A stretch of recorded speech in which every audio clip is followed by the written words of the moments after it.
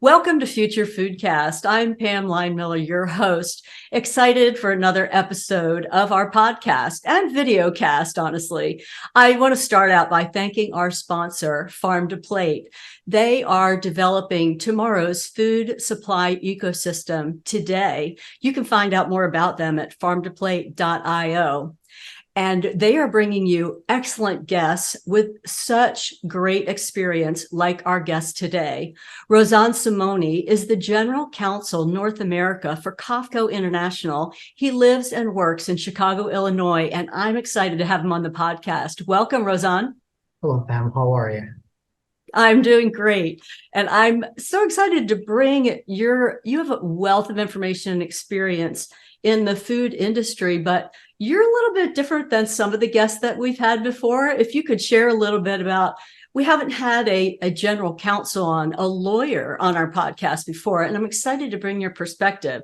Can you share a little bit about what you do for COFCO International?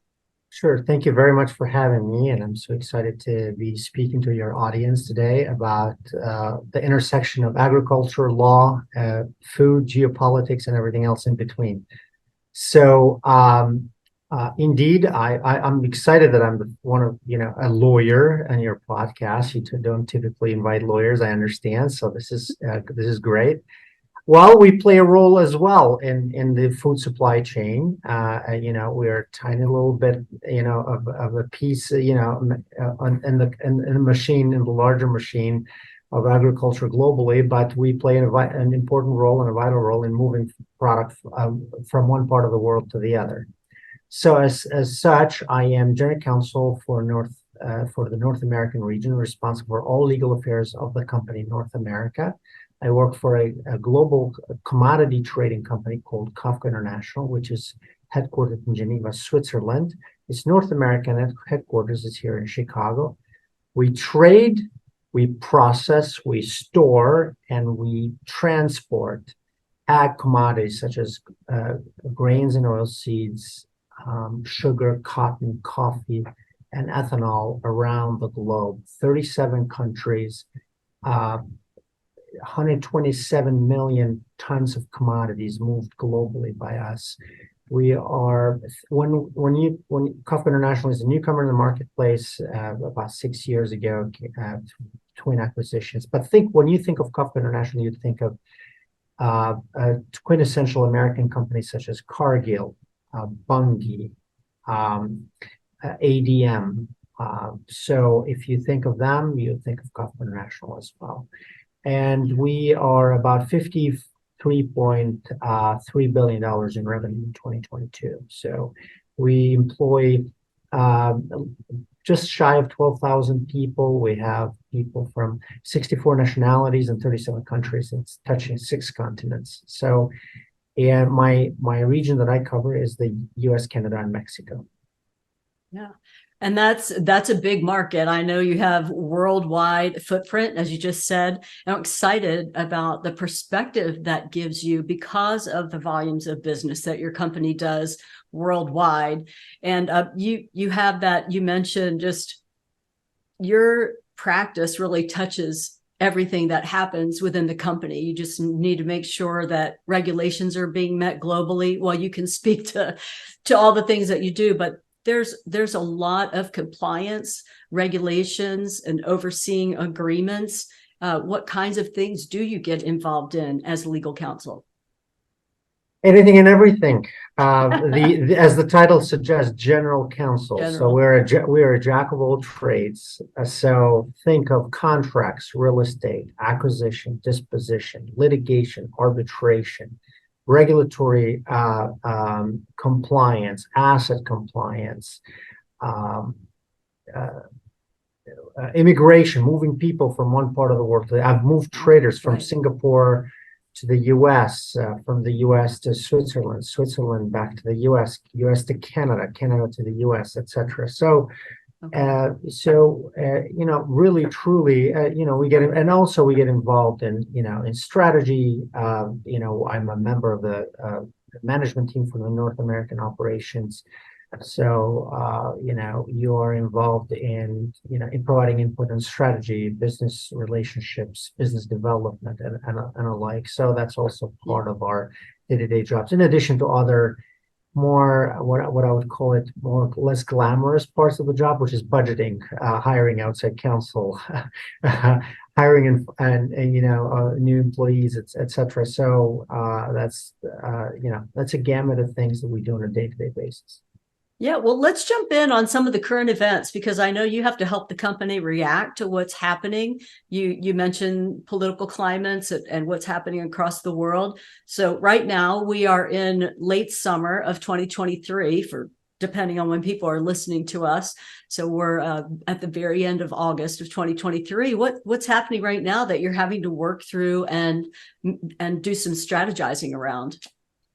Well, sure. So it's the crop season, right? So I recently went on a crop tour out in North Dakota, and I attached myself next to our chief scientist, and who is a chief agronomist, really. And so we call him a scientist, which he is, and we go out there and we check out the crops, how they're looking, how are they coming online. Are we going to have a shortage? Are we not going to have a shortage? How's corn is looking, how soybeans are looking, where are they coming, what part of the country? Because depending on that information, which we aggregate, we collect, and we provide it to our traders, and we create sort of a global strategy for trading. But what's interesting also, it plays into the whole output of crops globally, right? So let's say, how much, are there going to be record crops in Brazil like they were this year, the following year? What's going to happen with, the trade, the war in Ukraine, whether product that's been stuck in Ukraine is going to find its way out of Ukraine? How's it going to affect global supply and demand? And then that has ramifications down the road, and down the chain, actually, in terms of feeding people, because some of the hardest hit areas from not receiving grain and wheat, specifically from Ukraine, are some of the countries out in Africa and the Middle East, which are some of obviously the poorest countries. And so that all plays into the larger role, which has, when I took on this job, I didn't fully appreciate the value of the agriculture. I did. My grandparents, from both my mom and dad's side, came from the countryside, so I understood it as an important aspect of economy, but I didn't really appreciate the entire chain reaction it has globally and not just locally. And so it was eye-opening to see, to go out in Fargo and the surrounding area and see that we are actually really a truly blessed country. We have plenty of food supply. We can feed ourselves and the world. We actually have a trade agricultural product trade positive balance with the world. We trade more than we bring in. We feed, our American farmer feeds about 166 families globally, including the U.S., a year. So we are really truly blessed with abundance of food supply, which actually it's in and of itself is a national security interest, obviously, because we are safe, we can produce, we're self-sustainable, and then we can also help the world.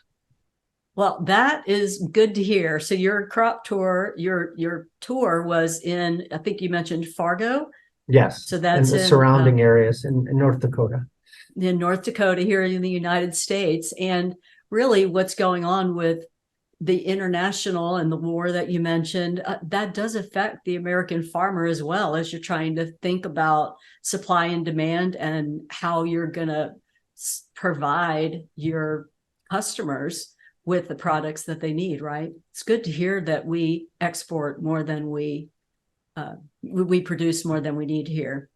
Yes, we do, and actually, yeah, and that's really a blessing for the American economy. I mean, the ag business, so to speak, or the ag output in the country provides about close to 5% of the total GDP of the United States. Wow. ag and ag-related industries, right? So you're talking food and beverage, textiles, apparel, leather industry, other.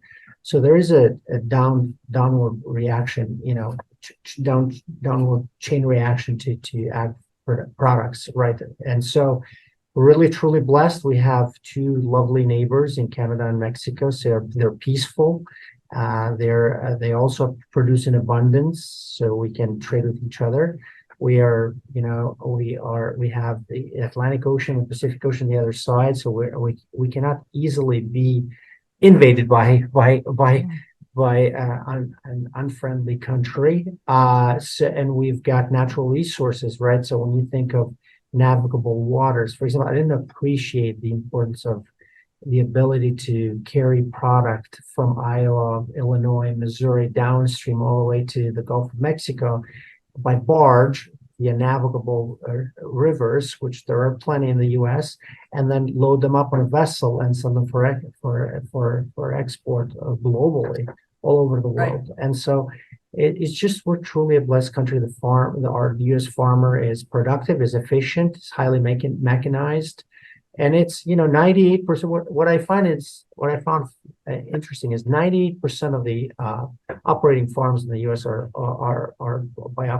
operated by families. So we've got about 2 million farms in the United States. So that's like a fabulous sort of statistics when you think about it. It has so many different meanings to it, but it's actually the American farmer owns its own land. It produces its own product. It sells it. There's demand for it. The war, geopolitically speaking, affects that in the sense that if hard red winter wheat, which is the most common variety known in the U.S., which is produced about 15% of the global output is produced out in Ukraine, is not coming out of Ukraine, and there's an opportunity for the U.S. farmer to fill in that void, hopefully, with the crops being, the weather, God and nature and yes. weather conditions collaborating, that they can fill that void. And obviously there are other countries like Brazil and other places that can also fill that void as well. But yes. Well, thank you for bringing that perspective, because I don't think most of us think about our food security here in the United States being a national security interest. You have to have that global perspective to really appreciate what you're saying. And I think some of us came to appreciate the fact that the food industry is so important to everyone. Everyone eats. But during our recent pandemic, which really affected, how we were moving food, and the food industry needed to keep operating during that time when so many other businesses, the majority of different verticals of business shut down, food production did not shut down. And I think that's an important service and commodity that you're providing. Absolutely. And that's when I had my aha moment, actually, when I realized that I was actually practicing law, but I was marrying the practice of law with an important mission, which is I was part of this industry, which was an essential industry, was moving forward every day, was working every day when everybody else perhaps were a lot of people were not, or were working remote. We had people on the ground. Our grain elevators are up and running. We had, and there were those workers out there. They were my heroes. They were working day and night. We had multiple shifts working at the facilities, moving grain from one part of the world, helping move it from one part of the world to the other. And so, so that people ultimately all around the globe, not just the U.S., would have, bread and related products on cereals on their table.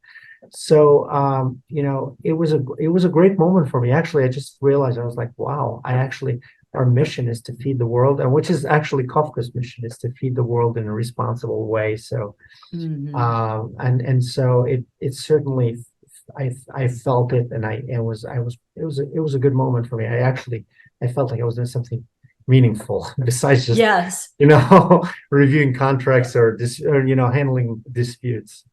Exactly. You were doing some of the necessary work to enable your company and companies like your company to do the good work that they do to get the food to the people. So that's really important. Let's go back to, if you don't mind, you're speaking about the farmer and really agriculture in general. the food industry, there's a lot of technology that's coming to light. And traditionally, agriculture has been pretty old school. You talked about both your parents being, outside of a city environment and, growing up with farmers around. And of course, they are the backbone of our food system as far as the food that gets produced. But do you think that there are technologies that can really be helpful? And what are you seeing in the food business? Actually, by the way, you led with the great statement. It is an old school industry, obviously, for obvious reasons. And I'm still blown away by the fact that in our industry, a lot of times we have agreements by a shake of hands between a farmer and a company like ours, where we buy and sell, either store their product or buy their product from them. And sometimes it's a shake of hands. And one time I remember, sort of like, I wasn't necessarily ready to scream, but I was to one of my traders, and I said, how can you do this deal without an actual agreement in place? What if tomorrow, something happens? Like, how are we going to document this? So and it was like, oh, no, he's going to deliver. Everything is going to be okay. And lo and behold, the farmers certainly delivered on time, and and everything went okay. So I was blown away by it. But your legal brain was saying, wait, we need a contract and a signature. It's kind of counter to what you were doing. Exactly. So, yes, but on the other hand, the industry is changing in a positive way, in the sense of modernizing itself from a documentation standpoint. For example, to give you an example, recently we're part of this National Grain Feed Association led initiative to develop this blockchain-like platform where everybody signs up on the barge trading side, which counterparties exchange documents in real time. They sign up, they upload all the documents in the system. They're all PDFs, and typically in this transaction they require original documents. So. And then it requires that you mail the original. So you receive the original, you sign them, you mail, you get the documents in a next day delivery, and then you FedEx them. And so there's so much paper, there's so much inefficiencies built around this process. So by building this platform now, everybody has signed on. Most of the people have signed on. Most of the key players have signed on. And folks can exchange documents in real time. It reduces errors. Everything is out there. It reduces disputes.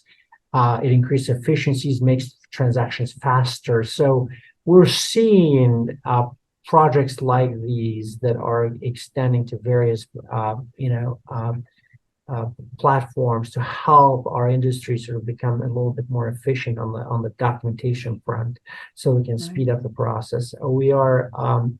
And there are other ways that we are looking to, other ways besides the documentation side. There's predictive analysis.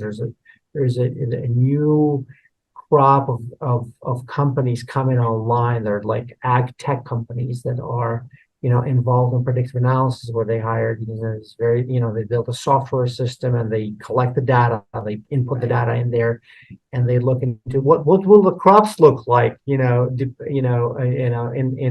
month or 2 or 3, and then based on that predictive analysis, they can sort of like decide how to, obviously the entire trading strategy is behind how the supply and demand, right? Mm-hmm. So where are the crops coming from? What part of the country? What's going to be more in demand? Are the crops going to be, tanking this year in this part of the world or not? And so depending on that, you see a number of, a push in that side of the world to sort of like modernize our industry in ways that are comparable to other industries. So it's moving at a high, number of companies. When I was in private practice before I joined COFCO, I helped a company that was owned by Monsanto. Monsanto invested in us early, started a predictive analysis startup company, and then Later on, they acquired the entire of the company, 100%. So they have an investment arm, which is now Bayer, where they would go and invest in these, ag tech Sure. startups. And so there is a whole ag tech community, that's alive and well, and it's doing really well. It's active, and Yes. it's quite blossoming, so to speak. So it's quite interesting to and of course, you're talking about sustainability and other initiatives that are kind of forefront, that also requires tracing and the like, to figure out where the product is coming from, how it's was it was sustainable methods were used, and how and what, and sort of trace the product all the way from the beginning to the end of the food cycle. So that's quite interesting, and those are some of the new developments that are happening in the technology space. Yeah, there's, I think, lots of opportunity, as you were saying, that old school term and the handshake without the contracts, and the way paperwork has been done with that manual process, that there's digitization available. And you may not be aware that the sponsor of this podcast has several applications within the food supply chain using blockchain and some analysis to help the farmers do better. We want that, show that transparency that you were talking about. There's a lot of opportunity there for the food industry to build on what it already has and take advantage of the technology that's coming to light. So it's great to have your perspective and some of the gains that you've seen, your practical example about the barge documentation. It's just going to help everyone be more accountable. You're not going to have as much food loss, pilferage or whatever might be happening there, because you're following it all the way along, and you can figure out where things went wrong, or if there's a food recall, tracking that back. There's just some great advantages to having some technology. And not only that, from your legal perspective, then you do have a paper trail for when you have disputes.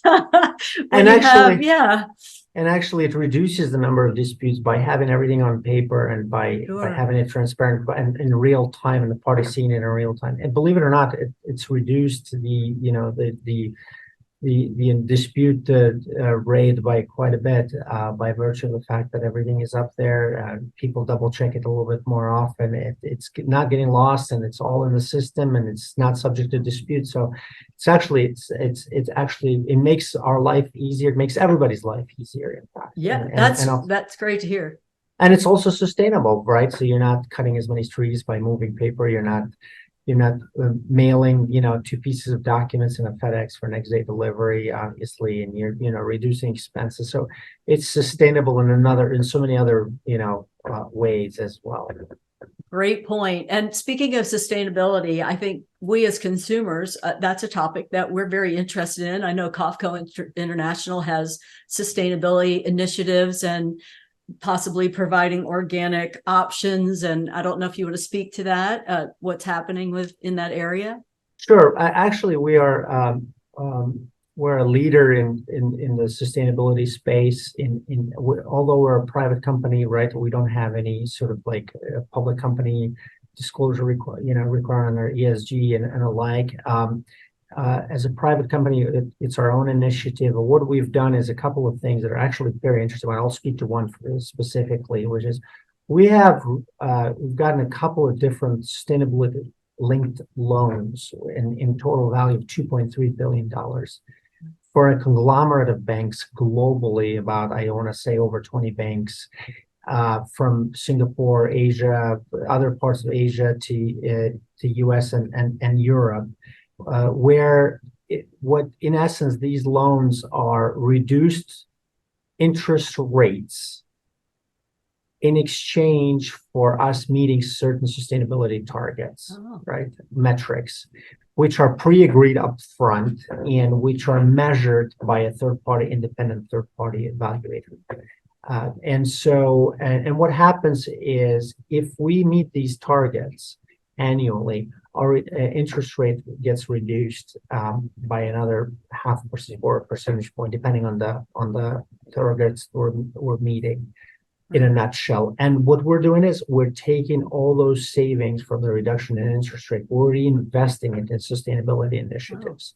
So we're not keeping it for our bottom line, we're actually utilizing it. So think of, a coffee farmer out in Colombia, right? So we take that money and we help them, develop additional sustainable farming tools.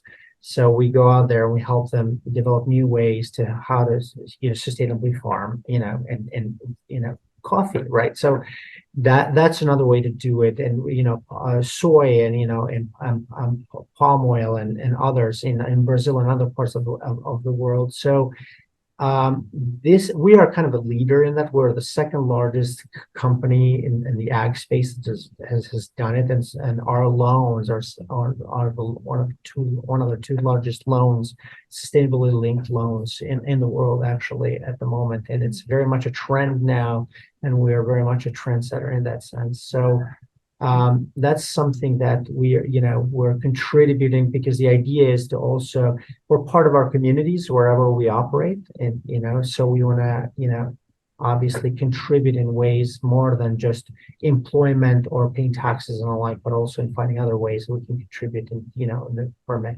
social responsibility and governance perspective.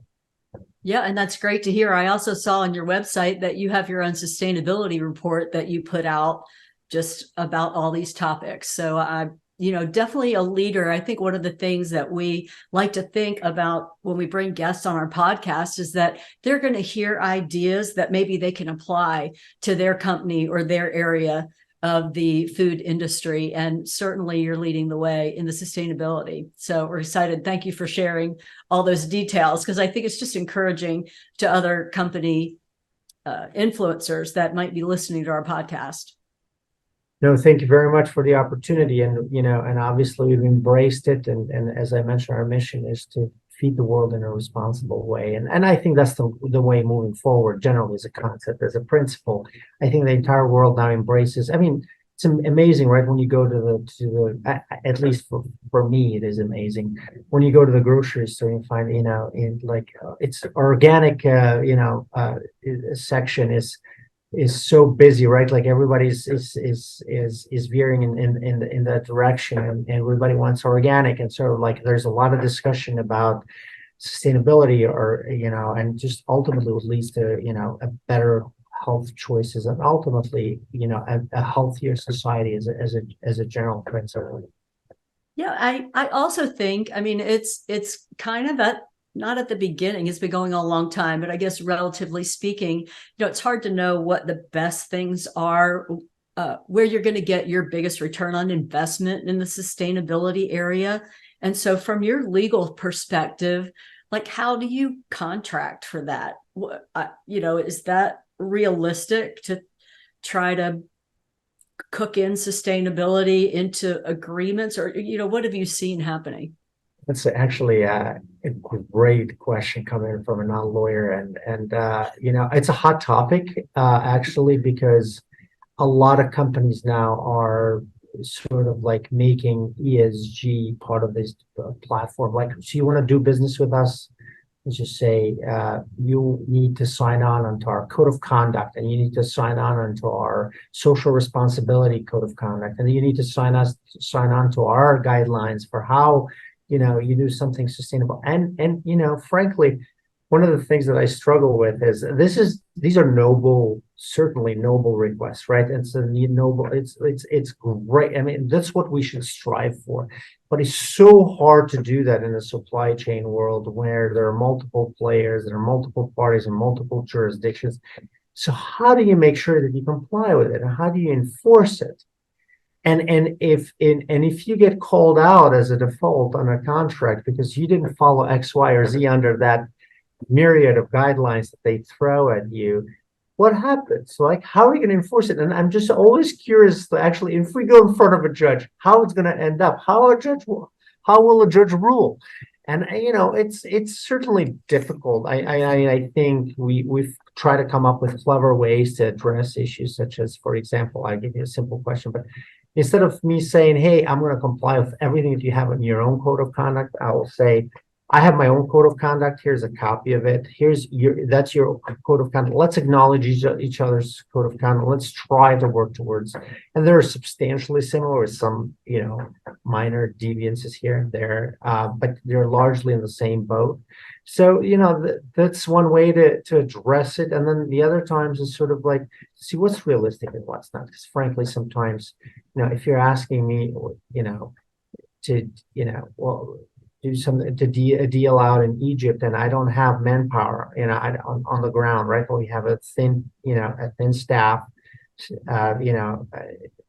how do we manage that? So we just have to address it and talk to them about what is it that we can do to sort of mitigate that, and come to terms. But it's a hot topic in the legal world in terms of enforceability, and European Union has taken an aggressive lead on ESG. It's sort of like issuing guidelines. But what we're seeing is a lot of companies on the EU now are saying, we want to be, we want to strive for excellence, but what you're asking us is actually going to bury us. And so we're seeing a lot of pushback, and perhaps there's going to be a little bit of a dial back in the European Union regarding these aggressive regulatory framework that they have pushed to sort of comply, which is, I think, to be honest, it's noble and it's great, but it's difficult from a business perspective. So I think we're blessed a little bit in the US. We'll have a little bit more of a reasonable approach generally to sort of like the regulatory framework, although it remains to be seen how that'll flesh out in the future. That's true. And reasoned response was actually absolutely how I was going to describe what you just said, because I think, sometimes the aspirations are really great and they sound so good, but the reality is that you don't want, as food companies to food companies that you're making agreements with, you don't want to get into trying to police each other for these things. I really love your reasoned response of, okay, you have your code of conduct in this area and here's ours. And let's agree that we each are pursuing what we can pursue within our company's own abilities at this moment. So I just think that's good words for some of our guests that might be listening too, is to, I don't know, they say worry about what's in your own little red wagon. When I was little, instead of telling on your neighbor or your friend, are you telling or are you tattling, kind of thing? Like, let's take care of what's in our own little red wagon and let our friend take care of what's in their little red wagon, and we're both hopefully moving in the right direction. That's a very simplistic summary, I think, of what you just said. Yes, but it's a very good. It's a great summary. That's actually a great summary, and I like it. And sometimes that's what it takes to actually, when you are an in-house lawyer, actually you have to distill complex legal concepts in a very folksy way, because most of the people I deal with are on the ground, right? So I've got, people that are the grain elevators. There are people on the farm, on the farms, working on the farms and on the fields. And there are people who just come from a particular background. And so, I left all the fancy stuff when I was at a law firm, and now that I'm in house, I actually embrace the simplistic way of explanation, because that's frankly the only effective way to communicate. When you are part of an organization you're embedded in the business, you have to talk their language, you have to speak their way, you have to find their way. And that's why I wanted to do a crop tour. I wanted to see with my own eyes and feel in my own hands, sort of like what it is like, what is it that they do, how they do it, what is it that they look for. And I was actually fascinated by it. And I met some great people out in North Dakota, which is it was my first time I'd been to South Dakota, but it was a lovely part of our country. I really enjoyed my trip out there. Yes, and to your point, we really want those farmers to keep farming. I mean, we want to enable them to keep doing what has been happening. You said mostly family-owned farms here in North America, and we want that to continue. So I appreciate that you're interested in that, because and thank you so much for. I know you could have talked a lot of legalese today on this podcast with me, but I really appreciate you bringing it to just understandable terms so that our general audience could understand where you're coming from and what the implications are kind of the legal piece of the business. It's a really important part that you are involved in, and we're glad that you're sharing what you did with us, what you're doing now with us. And I want to know, before we go, because we've talked about, well, a wide variety of topics, but is there something that you would like to leave our audience with that we haven't talked about? Some either thought for the future or current encouragement that you would like to share with us? One thing that I wanna say is that it doesn't matter where you are, what part of the country you are, but especially the people in either coast. The middle of the country is an important part of the country, and it provides jobs, opportunities, growth for the GDP, the U.S. GDP. It provides food and security, and it's an important aspect of our life. So a lot of times, I just love traveling through the middle of the country, and visiting different, farms and plants and facilities, and meet the people who are wonderful and amazing. And what I want to leave it is, we're very lucky to live in a country that has an abundance of food supplies and resources, and we're really truly blessed to be where we're at geographically, and we should just appreciate our lovely, wonderful country, and should just never take it for granted. Great. Thank you for leaving those words with us. And Rozan, thank you so much for being on the podcast with us today. And I would like to also encourage our listeners and our viewers to subscribe, send us some comments. We want to hear your feedback and hear about what kind of guests you've enjoyed and what you'd like to see in the future. I'm Pam Line-Miller, and we'll talk with you next time. Thanks for listening to Future Foodcast. Future Foodcast is powered by Farm to Plate, the leading food blockchain platform. Subscribe on YouTube or wherever you listen to podcasts to stay up to date with the very latest innovations in the food industry.